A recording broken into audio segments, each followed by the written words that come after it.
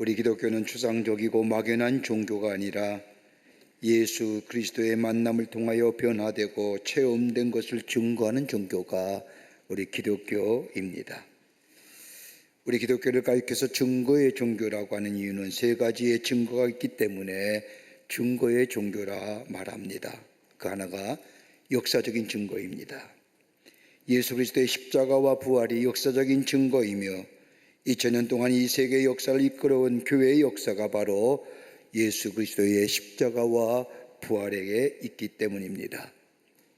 하나님의 교회가 날로 성장하고 있는 것은 하나님께서 살아있는 역사적인 증거요, 그 안에는 예수 그리스도의 십자가의 구원과 부활을 통한 영원한 삶이 그 안에 있기 때문에 가능합니다. 두 번째는 집단적인 증거입니다. 하나님의 교회가 저 집단적인 증거의 모습입니다. 여러분, 세계 어느 곳에 가더라도 교회가 세워진 것은 하나님께서 살아계시다는 집단적인 증거일 뿐만 아니라 여러분 어느 곳에 가더라도 십자가 있는 곳에 가서 예배 드릴 때 우리는 하나가 되는 은혜를 경험하게 됩니다. 말이 달라도, 문화가 달라도, 차림새가 달라도 함께 더불어 하나님 앞에 예배하게 될 때에 하나님의 놀라운 은혜를 경험하게 됩니다. 이게 교회가 그 집단적인 증거를 말하고 있습니다. 또 하나의 또 간다면 개인적인 증거입니다. 예수를 믿어 구원받은 성도가 누리는 하나님의 은혜는 저 2000년 전에 저 사도 바울이 예수를 만나서 새롭게 변화되고 하나님의 놀라운 은총을 경험한 것, 오늘 이 시간에도 예수를 만나는 자마다 그 은혜가, 구원의 감격이 우리 안에 있어지게 됩니다. 변함이 없는 겁니다. 예수님을 인하여 구원받은 감격, 예수님과 동행함으로 인하여 나의 삶의 변화, 예수님을 생각함으로 인하여 하나님 나라가 이 땅에 이루어지는 것, 저 바울이 예수 만날 때의 그 경험이나 오늘 이 시대를 살고 있는 우리가 예수 만날 때 얻어지는 경험이 똑같습니다. 유명한 컬럼니스트 월터 리포만이라는 사람에 의하면 현대사를 그가 연구하고 분석하는데 오늘날 이 세대를 움직이는 두 종류의 철저한 헌신된 부류가 있는데, 하나는 어디냐? 다름이 아니라 칼 마르크스의 제자라는, 칼 마르크스의 제자들이라는. 칼 마르크스의 제자들은 그들은 공산주의의 발전된 사회주의를 위하여 목숨을 바칩니다. 그것만이 이 세계를 구원할 것이라고 믿을 뿐만 아니라 그것을 위하여 목숨을 내던집니다. 그리고 이것이 온 세상 사람들이 믿기를 바랍니다. 또 다른 하나는 예수 그리스도를 믿는 제자들이었습니다.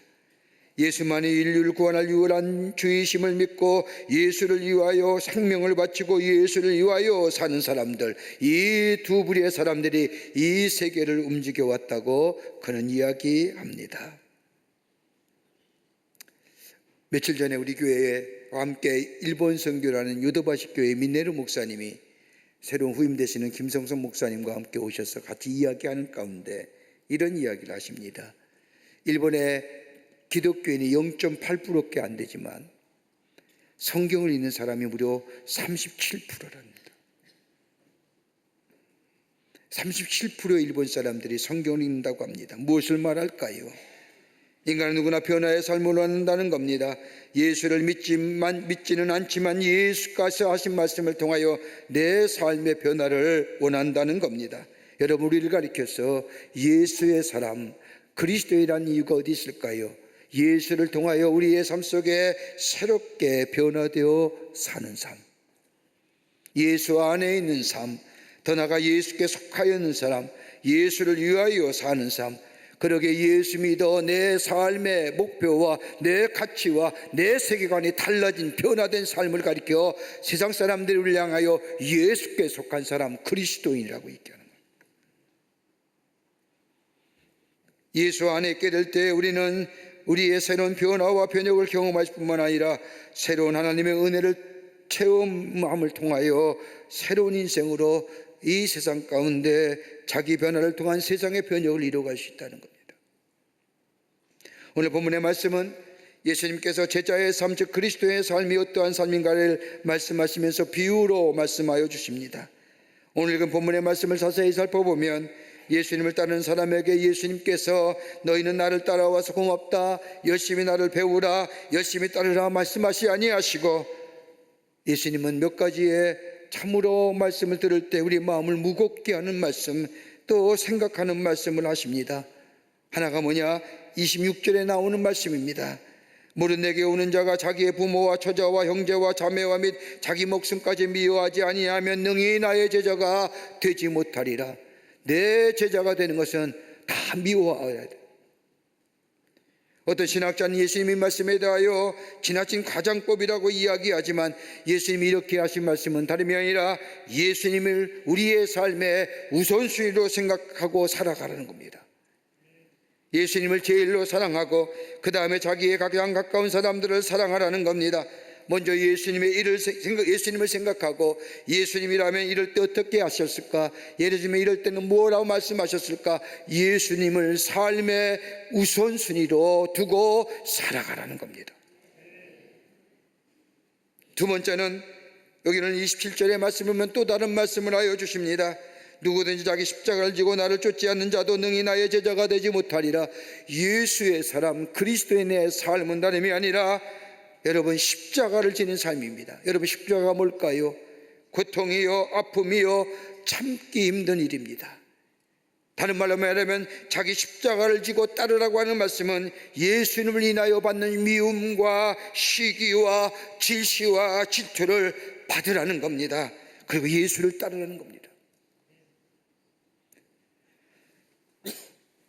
그거 마다하지 말라는 겁니다.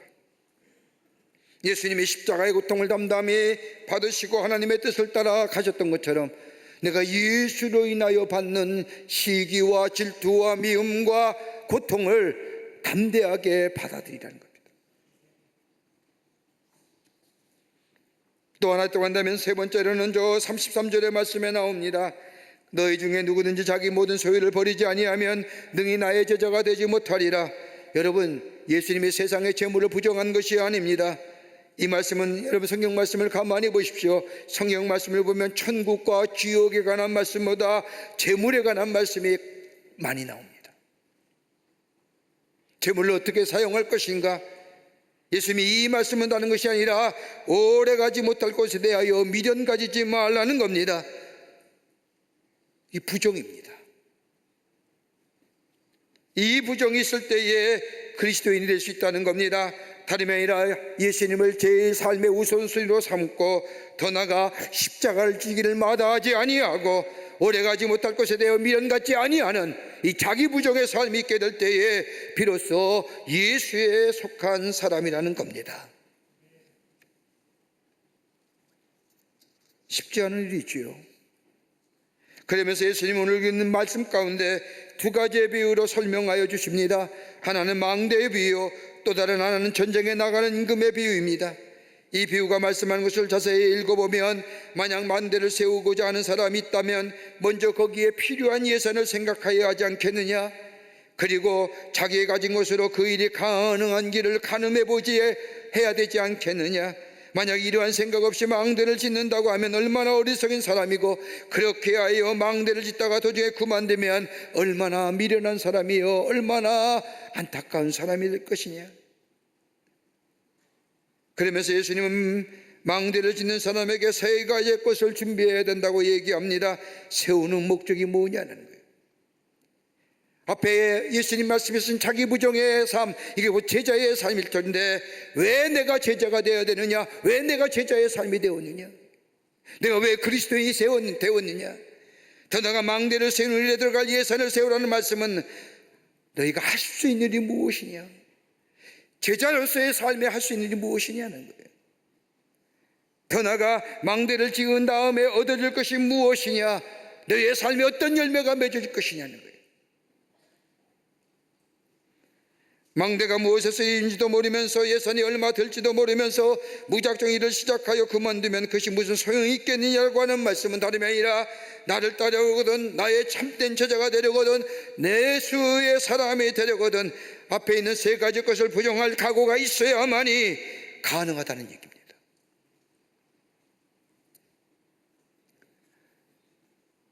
하나님의 부르심을 받은 우리의 삶 가운데 참된 그리스도의 삶을 살아가는 길이 어디 있을까요?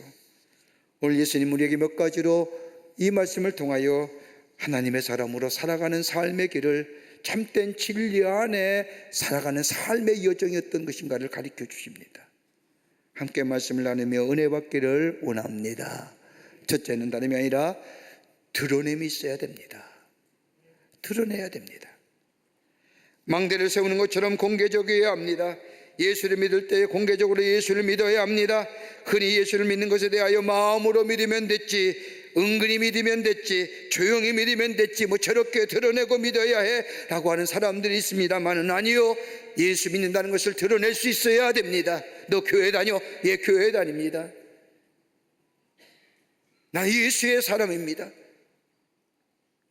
진리와 생명 되시는 예수님, 우리에게 참된 평안을 주시는 예수님, 내 무거운 짐을 자유케 하시고 가볍게 하시는 예수님, 이것을 내 삶 가운데 드러낼 수 있어야 된다는 겁니다.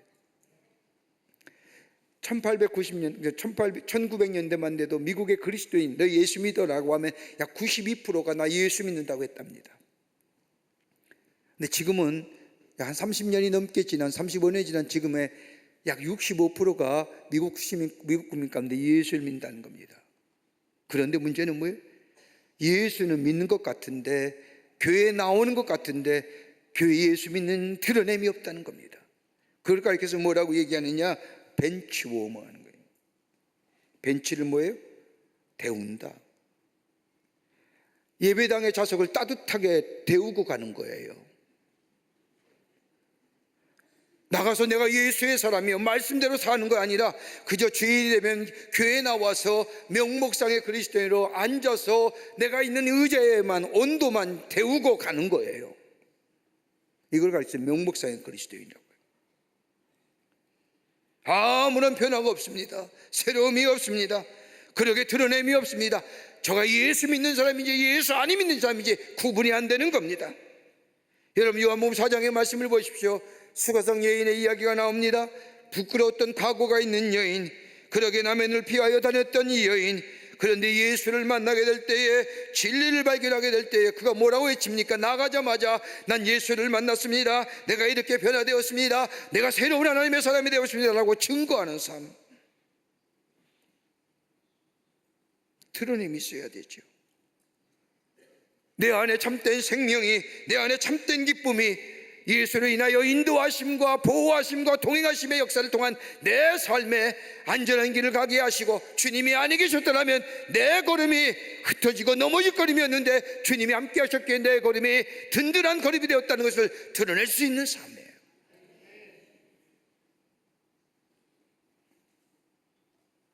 여러분, 왜 드러내길 꺼려할까요?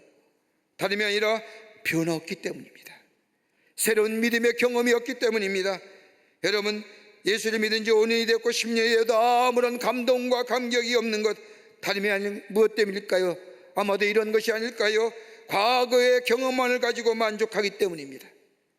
옛날에 받았던 감격을 붙잡고 사는 사람에게는 새로운 감격이 없습니다. 여러분, 새로운 감격이, 새로운 감동이 내게 있어야 다른 사람에게 증거하지 않습니까? 나 이거 만났어, 나 이거 경험했어 라고 하는 것.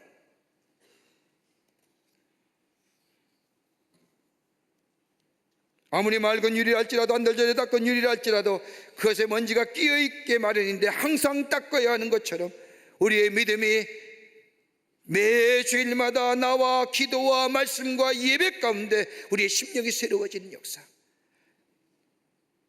여기에 내가 뭐예요? 예수의 삶을 드러낼 수 있는. 또 하나, 또 내 믿음대로 살지 못하기 때문에 새로운 감격이 없습니다.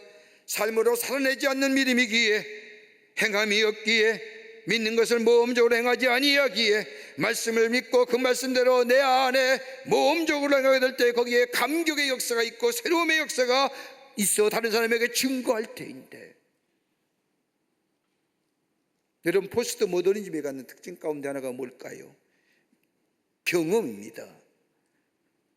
해봤냐는 겁니다. 경험을 중시하잖아요. 여러분, 이 시대 속에 해봤어라고 하는 질문에 내 예수 만났어? 예수 만난 경험이 내 안에 있어. 내 삶이 새로워졌어라고 말할 수 있는 것, 아무리 전도할 수 없다고 해도 내 안에 예수로 인하여 체험된 것이, 경험된 것이 있다고 한다면 여러분 드러낼 수 있지 않을까요? 이게 없으니까 말 못하는 거예요. 또 하나 또 한다면 하나님 믿는다고 하면서도 아직도 하나님이 내 삶의 중심이 되는 것이 아니라 아직도 여전히 세상의 가치와 세상의 것이 내 안에 중심이 되기 때문이에요.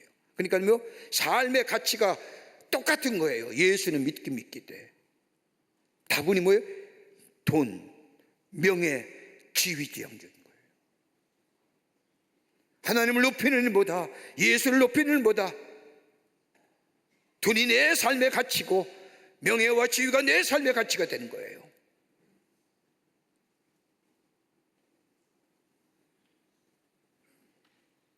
그래 드러냄이 없는 거예요. 그리고 되게 되면 그때서야 내가 예수 믿는 사람이라고 얘기하는 거예요. 한 젊은이가 강을 건너느라 많은 백사공이 노를 짓는 거룻배를 탔습니다. 나룻배를 탄 거지요. 이 나이 많은 백사공이 노를 짓는데 노예를 보니까 이름이 있는 겁니다. 한면에는 뭐냐면 믿음, 다른 노예의 다른 면에서는 행위. 하도 이상해서 이 젊은이가 노를 짓는 나이 많은 백사공에게 묻습니다. 아니 왜 이런 이름을 달아두었냐고 물으니 나이 많은 백사공이 얘기합니다. 한쪽 노로 짓기만 하면 이 나룻배가 어떻게 될까요? 도는 겁니다. 뱅뱅뱅뱅. 믿음의 배도, 믿음의 노도 지어야 되고 행위의 노도 지어야 되고, 번갈아 좌우로 지을 때에 앞으로 가시다. 여러분 우리나라의 명동에 앞에 이렇게 가게 되면, 명동에 이렇게 가다 보면 외국인들이 참 많이 나오면, 태교리 이가에 외국인들이 많이 숙박하고 아침에 나오면 토스트 집 앞에 줄을 많이 쓰는 걸 보게 됩니다. 가만히 보면 그 안에 토스트 집의 이름이 석봉 토스트라는 것입니다. 뭐 이삭 토스트도 있고요. 여러분 석봉 토스트가 어떤 사람인가? 석봉 토스트를 창업한 사람은 김석봉이라는 사람인데 중학교밖에 나오질 않았습니다. 그는 대학을 졸업한 유치원 교사와 결혼하여 200만 원의 자본을 가지고 이 토스트 사업에 뛰어듭니다. 노점상을 시작한 지 3년 만에 그는 연간 매출 1억 원을 달성한 성장을 거듭합니다. 전국에 가맹점 800여 개가 넘을 뿐만 아니라 외국에도 가맹점이 있을 정도로 토스트 하나로 성공한 기업입니다. 그분이 쓴 석봉 토스트와 연봉 1억이란 책에서 보면 자신의 경영 목표를 이렇게 얘기합니다. 정직하고 겸손하며 지혜를 구하며 행하는 기업. 다 송서예요. 정직하게, 그리고 겸손하게 지혜를 구하며 행하는 기업. 그러면서 이 석봉 토스트를 파는 가게에는 원칙이 있다는 겁니다. 하나는 뭐냐? 첫 손님에게 판 수익은 무조건 선교헌금으로 드린다는 겁니다. 손님이 여러 명일 때도 마찬가지라는 겁니다. 무조건 첫 수익금은 별도로 모았다가 선교헌금을 드린다는 겁니다. 두 번째는 하루의 수익의 10분의 1은 어려운 이웃을 돕는 데 사용한다. 세 번째는 뭐예요? 장사는 오전만 한다. 오후는 뭐예요? 다른 사람에게 기회를 준다.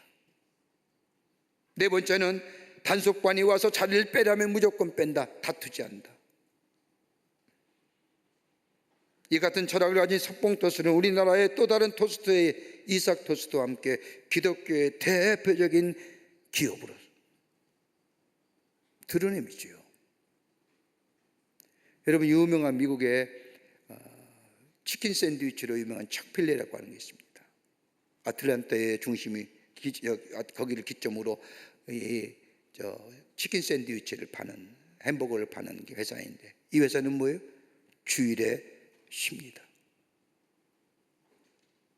다 알아요. 왜 주일에 쉬느냐? 우리는 예수 믿는 기업입니다.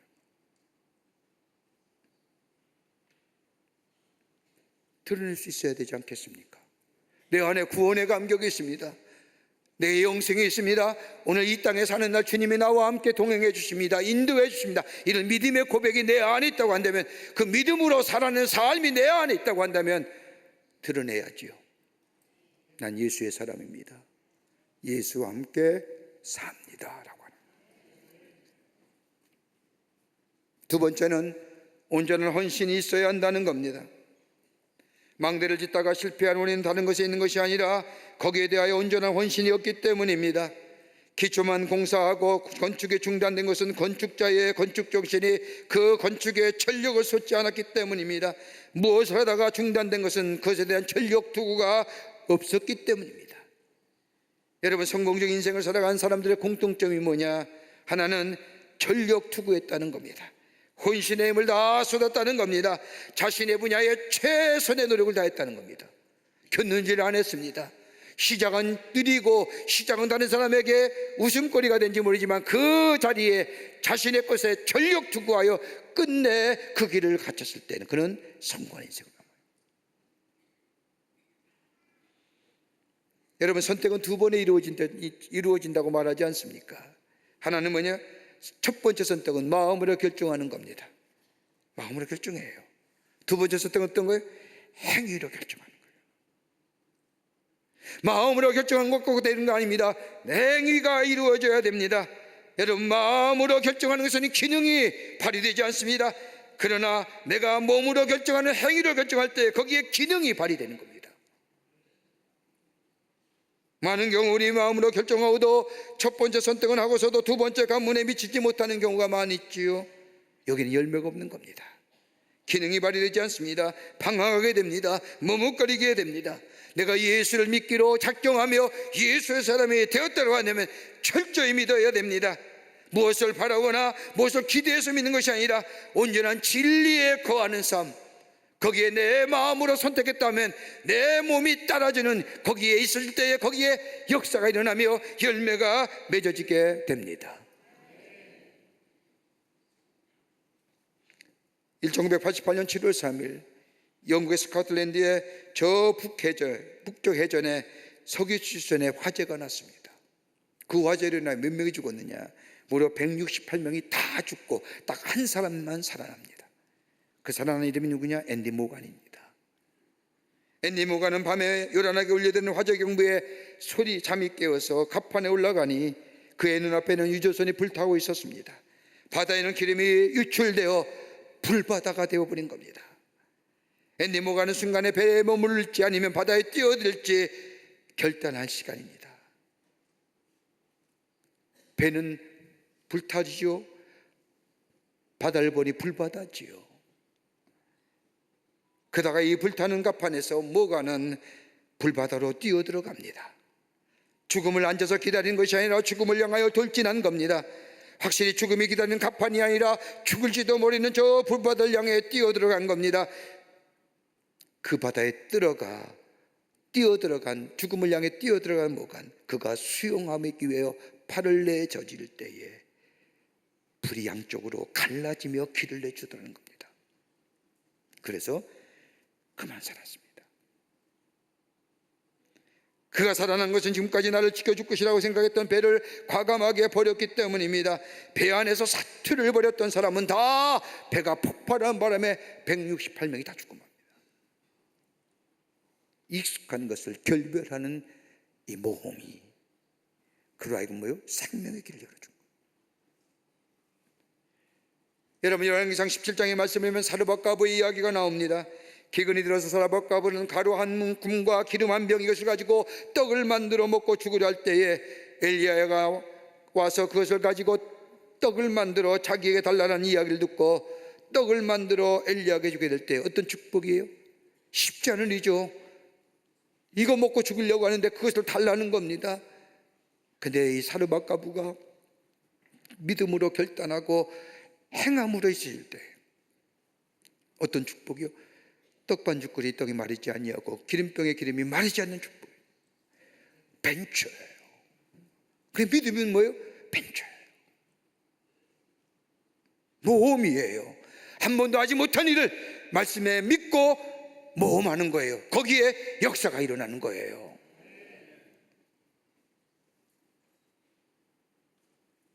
또 하나 끝으로 믿고 따라 나서는 믿음입니다.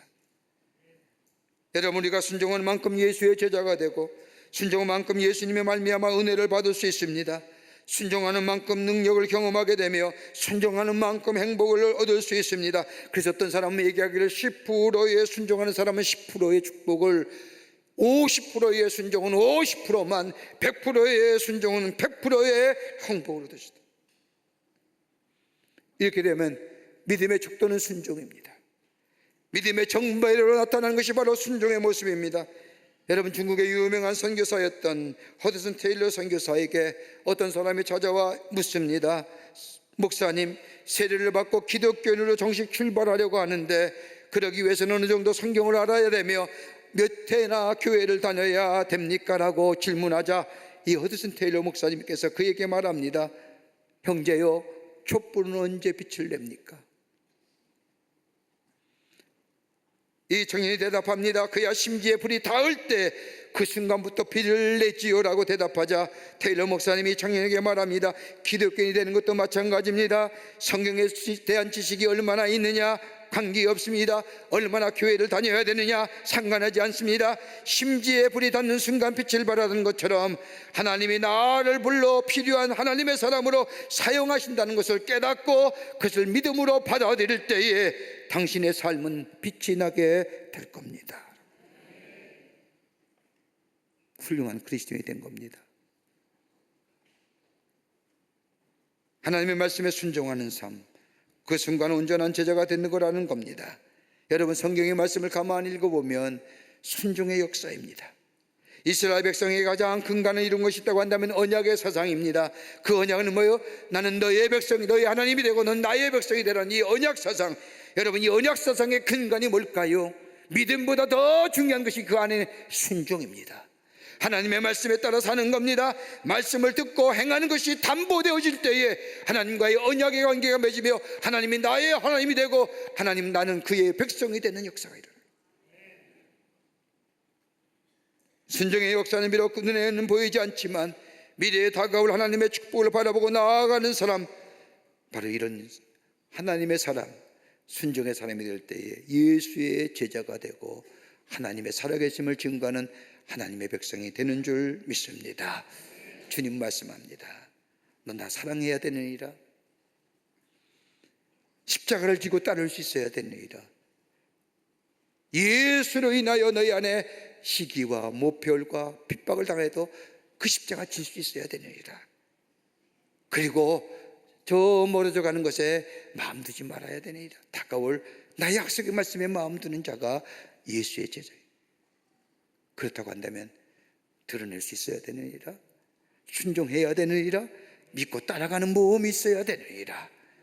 그럴 때 내 안에 하나님의 사람으로, 하나님의 약속의 성취로 주께서 약속하신 것이 우리의 삶 속에 이루어지는 역사가 있게 되느니라 하시는 거예요. 이 믿음의 걸음을 걸어가시는, 그래서 내가 예수의 사람이요 하나님의 사람임을 증거하며 드러내는 주님을 기쁘시게 하는 여러분과 저와 되시기를 주의 이름으로 축복합니다. 하나님 감사합니다. 저희들 주께서 사랑해 주셔서 하나님의 자녀 삼으심에 감사합니다. 주의 놀라운 은혜, 그 사랑, 내 안에 넘쳐나 나를 새롭게 하신 그 구원의 감격 증거하며 드러내게 하시고 말씀에 순종하며 날아가게 하여 주시며 믿고 결단하는 저희가 되게 하여 주셔서 하나님의 놀라운 위대한 역사를 우리의 삶 가운데 써내려갈 뿐만 아니라 증거하며 전하는 저희가 되게 하여 주시옵소서. 성령이 도우실 줄 믿으며 예수님의 이름으로 기도하옵나이다. 아멘.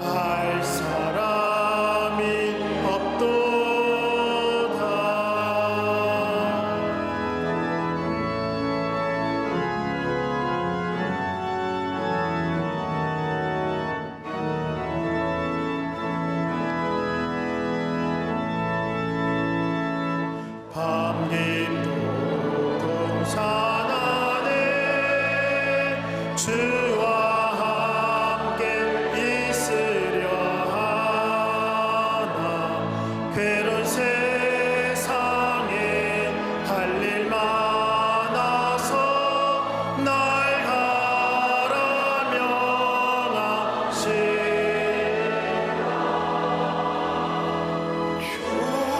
주님 나와 동행하면서 나를 주인공 삼으셨네.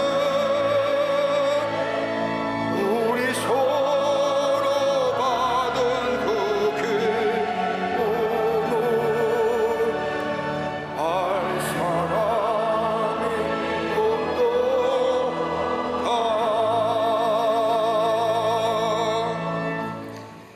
지금은 우리 주 예수 그리스도의 크신 은혜와 하나님 아버지의 한량없으신 사랑하심과 성령님의 인도하심이 거룩한 주의 날 주의 전에 올라와 마음과 정성을 모아 하나님 앞에 예배하며 주신 말씀 마음에 새기고 저 세상에 나가 그 말씀 따라 순종하며 믿고 나아가며 그래서 내 안의 역사를 증거하며 드러내는 하나님의 사람으로 살기로 결단한 우리 모든 사랑하는 광림의 권속들과 영상을 통해 예배에 참여한 모든 이들 위해 주께서 지금으로부터 영원토록 함께 하시기를 간절히 축원하옵나이다.